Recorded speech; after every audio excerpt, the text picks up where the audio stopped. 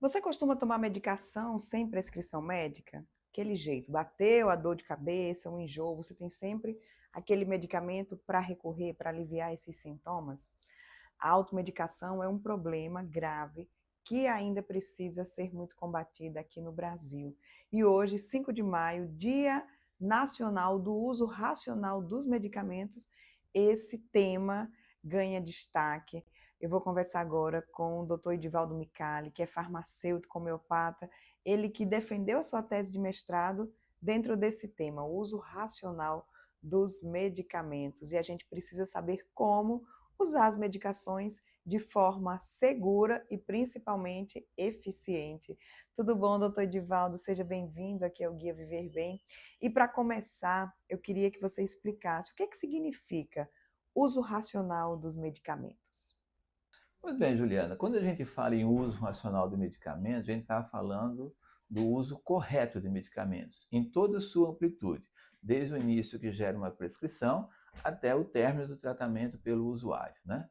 Mas o uso racional de medicamentos envolve 5 elementos. O primeiro, que é o usuário ter acesso a uma indicação clínica correta do medicamento. Segundo, é ter uma necessidade desse produto, porque ainda nós conseguimos ver que muitas pessoas usam medicamentos sem ter necessidade. O terceiro ponto é o medicamento sendo utilizado na dose correta. O quarto, pelo tempo adequado, seja, não deve ser utilizado nem um tempo mais dilatado, nem um tempo menor, pelo tempo correto, portanto. E o terceiro é o acesso ao medicamento pelo preço mais acessível, não somente pelo usuário, como também pelo sistema de saúde. Portanto, são 5 pontos que envolvem completamente o uso racional e correto de medicamentos. E eu queria que você falasse a importância desse dia. É preciso realmente ter esse dia de conscientização sobre o uso racional de medicamentos? Olha, o Dia Nacional do Uso Racional de Medicamentos é um dia de movimentação, né? É um dia de luta, né? Eu me envolvo particularmente muito no uso correto e racional de medicamentos. E, geralmente, quando a gente tem um dia para a gente poder falar sobre isso, a gente se dedica um pouco mais para trazer a amplitude desse problema, que é um problema muito grave. Você imagine, 30% de todas as intoxicações do Brasil são provocadas por medicamentos, né? De todas essas intoxicações por medicamento, 4% delas geram mortes. Então imagine, né? Nós tivemos um caso grave há pouco tempo do cantor mineiro, né? Meu ídolo da minha juventude, o Lô Borges, né? Que teve um problema grave e faleceu por conta de medicamento, né?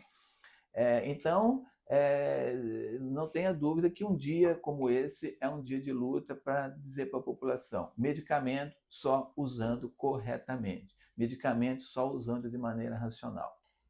A automedicação é um grave problema aqui no Brasil e muitas vezes as pessoas não se dão conta dos riscos. Quais são os riscos que a automedicação oferece para a saúde? A automedicação significa quando o usuário escolhe o medicamento para si sem qualquer critério, né? Quando a gente acha que isso somente é um problema do usuário, não é bem assim. Todas as pessoas vão buscar um medicamento em uma farmácia e ela deve sair de lá com orientação. Então, mesmo que o indivíduo, mesmo que a pessoa escolha um medicamento para si, não haveria problema. Mas ao adquirir o medicamento, ela deve procurar a informação se a escolha dela está correta ou não. Se a escolha estiver correta, o farmacêutico pode ajudar a orientar como ela vai usar corretamente, né? Se estiver errado, deixa o medicamento lá, porque não é motivo para uso. Quais são os erros mais comuns que os pacientes e também os prescritores cometem? A gente começa com o conflito de interesses, que são os medicamentos prescritos voltados para o lucro, né? Isso daí envolve radicalmente um uso totalmente irracional. A outra são as pessoas utilizarem medicamentos por vontade própria, vinda, por exemplo, de um amigo que prescreveu, usar um medicamento que estava em casa sobrando e tomou o medicamento achando que poderia servir para uma situação e não deveria. O outro é usar um medicamento por um tempo muito dilatado, né? Que levaria provavelmente a uma intoxicação. E outra, geralmente, também é adquirir medicamentos muito caros. Nós temos alternativas, como é o caso dos genéricos, que são alternativas mais baratas, que são cópias perfeitas dos medicamentos de referência, que tem toda a indicação, todo o resultado igual a qualquer outro medicamento da sua categoria. Então, usar medicamento acima do preço, medicamento caro, sabendo que existem referências semelhantes por preços mais adequados, impacta no bolso do cidadão e também impacta no sistema de saúde, ou seja, no SUS.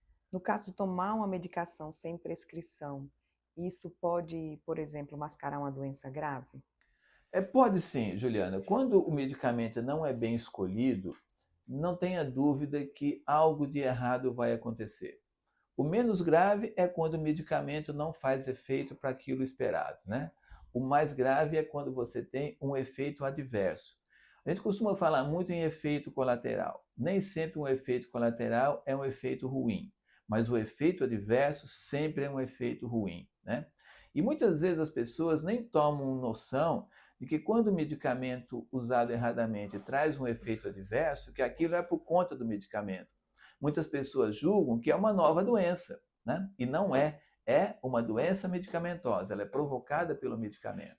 Geralmente, o maior erro grave quanto ao uso irracional de medicamento são aquelas variações que o usuário faz na hora de utilizar o medicamento, ou seja, é o uso errado do medicamento a partir do momento que o medicamento está na mão da pessoa.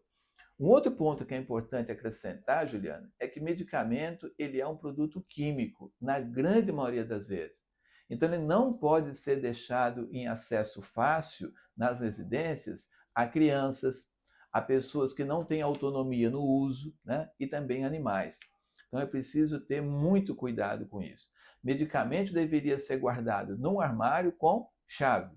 E somente a pessoa que tem um acesso liberado para isso, ou a pessoas que têm uma forma correta de se envolver com esse produto poderia ter acesso. Mas especialmente pessoas que não têm autonomia, como nós temos pessoas que nós temos alteração de memória, pacientes domésticos hoje que têm Alzheimer, essas pessoas têm que ser vigiadas para não usar erradamente, não usar além da dose, especialmente crianças, né? Que o índice de intoxicação com medicamentos em crianças é muito alto. Uma dúvida muito comum é sobre a associação de medicamentos, também ingerir medicamento, ingerir álcool. O que é correto? O que é que a gente pode falar sobre isso? A gente tem as devidas diferenças em relação às categorias de medicamentos, né? Mas, por exemplo, álcool e psicotrópicos potencializa a ação do psicotrópico. Álcool e antibiótico diminui a ação do antibiótico. Cada produto, cada medicamento, cada categoria, ela funciona diferentemente, né? Quando há uma prescrição que vem na sua receita, tome o medicamento em jejum, é porque com o estômago vazio, um pouco mais ácido, o medicamento é melhor assimilado. Tome o medicamento depois de uma refeição, é porque pode ser que esse medicamento precisa se valer da gordura da alimentação para ser melhor absorvido. Então, cada medicamento tem a sua ciência, cada medicamento tem a sua categoria química que vai assimilar melhor ou um pouquinho pior, né? Então, o uso correto nesse ponto é muito importante também. Existem alguns medicamentos que o paciente ele precisa ter a receita em mãos para comprar, né? No caso de antibióticos, medicação com tarja preta. Por que é importante esse controle através da receita médica, doutor Edivaldo? Muitos medicamentos eles provocam dependência física e psíquica, ou seja, é o caso dos medicamentos psicotrópicos que exige a retenção de receita. Então precisa ser controlado o tempo de uso, porque quanto mais tempo as pessoas vão utilizar esse medicamento, maior é a chance dela viver agora dependente do medicamento. Então agora o uso do medicamento, nesse caso, não está mais voltado àquela deficiência de saúde que a pessoa tinha, mas a necessidade que o corpo tem em se manter usando o produto. Então, a dependência física e psíquica é um dos casos. Quanto ao antibiótico, deve ser utilizado somente o antibiótico corretamente prescrito e também somente no tempo necessário, porque pode haver a resistência bacteriana. E hoje nós sabemos que as bactérias estão muito mais espertas do que nós, profissionais de saúde. Elas também querem sobreviver, né? E a resistência bacteriana é muito grave, porque nós temos muitas doenças bacterianas hoje muitas infecções bacterianas que elas não estão mais possíveis de serem tratadas, porque as bactérias não conseguem se sensibilizarem aos antibióticos existentes. Tem muita gente, inclusive, que começa o tratamento com antibiótico, aí os sintomas são aliviados ali e a pessoa para de tomar a medicação. Isso é muito arriscado? É arriscado, porque o tratamento deve ser completo para ter certeza que foram erradicadas as bactérias. Quanto menor o tempo e quanto menor a dose do antibiótico, mais resistentes as bactérias podem ficar. E qual o papel do farmacêutico nesse processo do uso racional de medicamentos? O farmacêutico é um profissional tão importante que, primeiro, ele é obrigado a estar na farmácia. O segundo, você não precisa marcar a hora para falar com ele. Também, geralmente, você não vai pagar nada por isso, né? Então, a população tem que utilizar muito a função do farmacêutico na farmácia, porque, além de orientar o uso correto do medicamento, ele vai dar todo o suporte ao tratamento do paciente, né? Eu considero sempre que o farmacêutico é o padrão ouro para a gente, para a população usar corretamente o medicamento. E ele precisaria ser utilizado mais, precisaria ser buscado mais pela população, porque é a certeza do uso racional do medicamento.